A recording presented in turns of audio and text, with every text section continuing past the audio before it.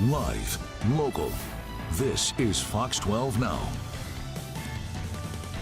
Hello, everyone. This is Fox 12 Now. I'm Greg Nibbler. Thank you for joining us. We are live streaming here out of the Fox 12 Oregon newsroom, as we do every weekday, and we appreciate everybody who's joining us. But you know what? I don't want to spend too much time here because we have a special guest who is joining us right now. And you know what? You know him from Top Gear. You know him for his gin, and you know him for joining us here on Fox 12 Now.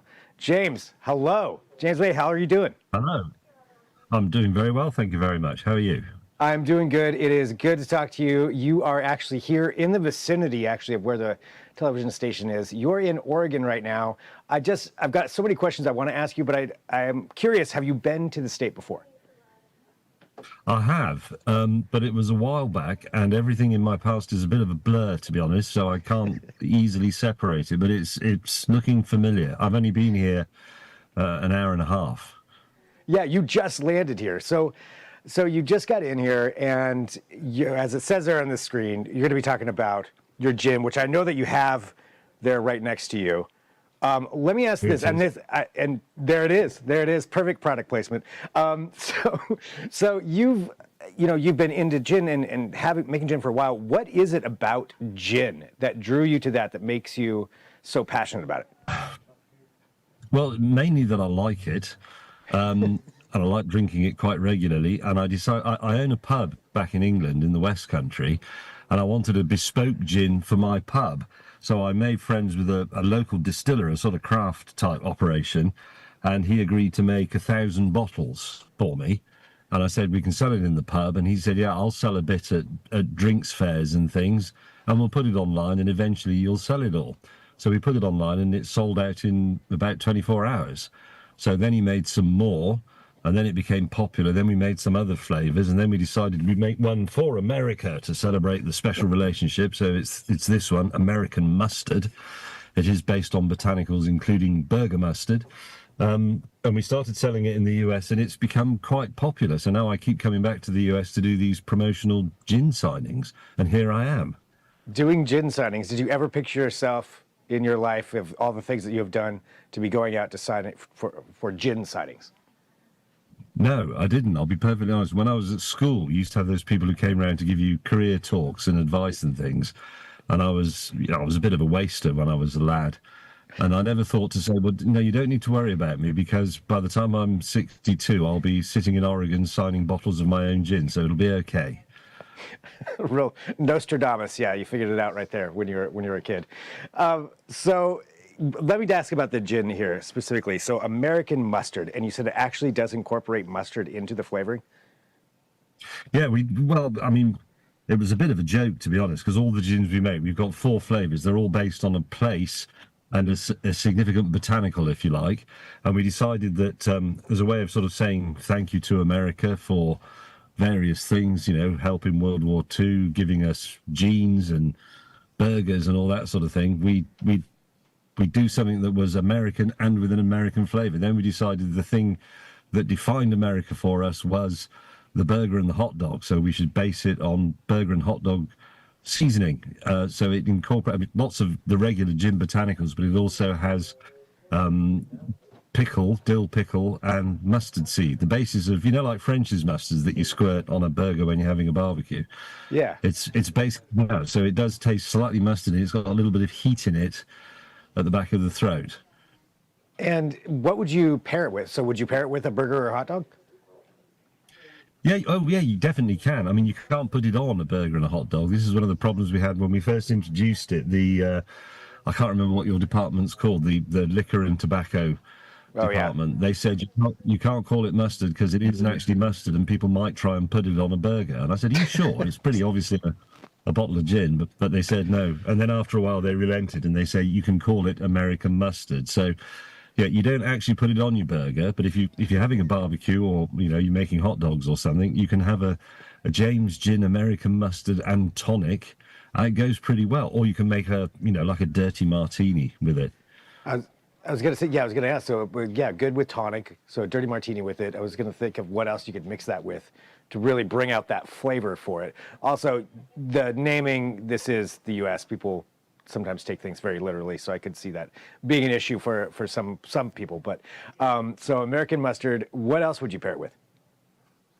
Well, we had an event in a bar the other night, and the guy, the mixologist behind the bar, it was a gin and tonic, but he put an actual, what we call a gherkin, a dill pickle, a slice down the middle in the glass, and he also put some sort of olive brine in it.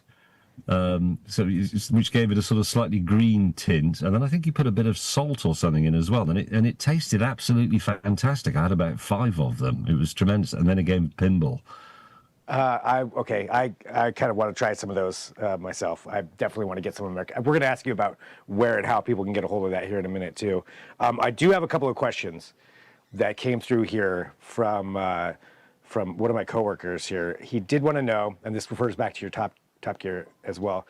If your gin were a car, what would it be and why? Yeah, somebody asked me that the other day. I think, well, we've got 4 flavors. I think the original one, which is called Asian Parsnip, which is a blend of English root vegetables and the spices of Asian cooking. I think that would be something like, that would probably be something like a Japanese, a fairly hot Japanese saloon. But I think American mustard has a bit of a hint of big V8 about it. I think it might be a pickup truck. I'm not quite sure. People have asked me this before, and I have difficulty making the connection between cars and gin, because obviously they don't go together in real life. Right. Yeah, I'm like, is it an F-150? Yeah, who knows? Yeah, something like that, or a Dodge Ram. It's something quite robust and quite meaty and no nonsense. Yeah, I could definitely see the Dodge Ram aspect to it. That would certainly line up. For something else I would ask too, since you are here in Portland, when it comes to electric vehicles, this is a big hub for that. I mean, we've got a lot of people here drive EVs. Have you got a chance to drive anything when you're here, or is this? I mean, I know you just flew in. Are you going to get a chance to go around and check out the scenery or drive around? Well, I've actually, unusually for one of these trips, I've got a bit of a day off tomorrow and I haven't quite decided what to do with it. But the only thing, I mean, we started off in Texas. I drove a Ford Bronco. I actually have a Tesla at home. I've been driving electric cars for just over a decade. I'm quite interested in them. I have some other stuff as well with V8s and flat sixes and what have you in it. But yes, I'd forgotten actually until you mentioned it. This is a bit of an epicenter for electric vehicle use, isn't it? So I should probably I'll do a bit of finding out tomorrow. I think you definitely should. Off. Yeah, we can get over some recommendations to you for sure of some different places and things to go try. Not that you need them, but I'm sure we can. Something else I just thought of here with your gin as well. So this is American mustard. You have this parsnip. You've got California Dream Gin. Is there anything that you've tried to pair up with gin or to make gin with that just has not worked at all? Yes, there's been a few. Most famously, I had this idea that I come up with these ideas, but then I get an expert distiller to make them work for me. But I came up with this one called Gasoline Dreams, which was designed to smell like freshly pumped gas when you're at the gas station. That sort of slightly sweet, slightly fruity. It sort of smells almost of slightly rotten fruit. I really like it. And there was some research that said the thing that people were going to miss most about internal combustion cars when electric cars took over would be the smell of petrol, as we call it, gas. So we tried to make it as a gin, but it turns out that everything that makes gas smell like gas is lethally poisonous, and there isn't really any equivalent in anything that you could put in a drink. There's no botanical that really works. And after about a year of trying, I'm afraid we gave up. And so, but it's still a year though. You tried that for a year to make that work. That's impressive in its own right. Yeah, we had several attempts, and we got as far as thinking the Riesling grape and oyster shells made things taste well. We don't want it to taste of gas, because gas. If you've ever siphoned your motorcycle fuel tank, it tastes absolutely disgusting. But we just wanted the nose, as we call it. And we sort of got quite close with things like that, and a few other essential oils we put in, but it just wasn't convincing. It smelled more like a sort of really nasty 1970s aftershave, I thought. So, I mean, we might revisit it. in the future. I'd love to be able to do it. I'd love to be able to say to people, here's a gin that you can enjoy drinking, and as you drink it, you will think about the days when you had a V12 Ferrari or a V8 Mustang or whatever. But it's just, it's not there yet.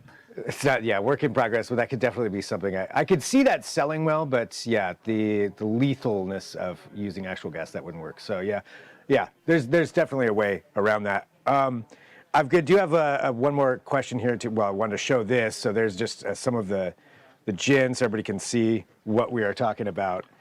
And some great product placement right there too with the wrenches on there. That is some fantastic work. And I'd have this question here. So this is from Joe Heelan in San Francisco. So he is a big fan of your gin. He says, I love California Dream Gin and Asian Parsnip. Is it finally going on sale in American stores because shipping is outrageous from the UK? He has been shipping it in. Yes, it is. We did even look at actually making it in the US, but that turns out to be a bit complicated because I'm sure you know this, every state is different and has different rules and different levels of duty and so on. So what we've done is we've started shipping it in bulk. So I'm talking about sort of pallets in containers, and we've put it on sale in a number of Total Wines, and it's going on sale here, which is where I'm about to go and do my signing in, God, I forgot what it's called, Framington's? Farmington, yeah. Yep, that is. Sorry, yes. So it's he's already sold a load of it. He bought about 400 or 500 bottles, and they sold out quite quickly. So we're going to start supplying him, and we're doing it in California, we're doing it in New York, we're doing it here. We've started doing it in Texas. We're sort of making overtures to other parts of the states. Eventually, we're just going to take over. There won't be anything else to drink in the US apart from James Gin. It'll just be James Gin wherever you go. You go to the ballpark, you get a hot dog. It comes with a James Gin. That's the idea. It's a bit ambitious, but we'll make a start. If anybody can do it, it's you. Well, I mean, I know, as you mentioned, you've got your signing there, and I think, can people still come out and see you today? Is this sold out, this part? But it does have to be ticketed because we're on a bit of a time constraint because of the store and because we've got another event to go to afterwards. So, to be honest, no, you can't. Well, you could just turn up, but you probably wouldn't get a bottle of gin and you wouldn't get in time. The queue's already pretty big. That's why I'm hiding in the car. Which I appreciate you having time to talk to us while you're hiding in the car. So That's a pleasure. And so you're going to be doing this, then going to another one. I mean, I got to ask, for you personally, after all these amazing things that you've been a part of, with Top Gear and obviously the gin and everything else that you've done, all the shows, how does it feel to just have all of this support and all of these people showing up, for you here in Oregon right now?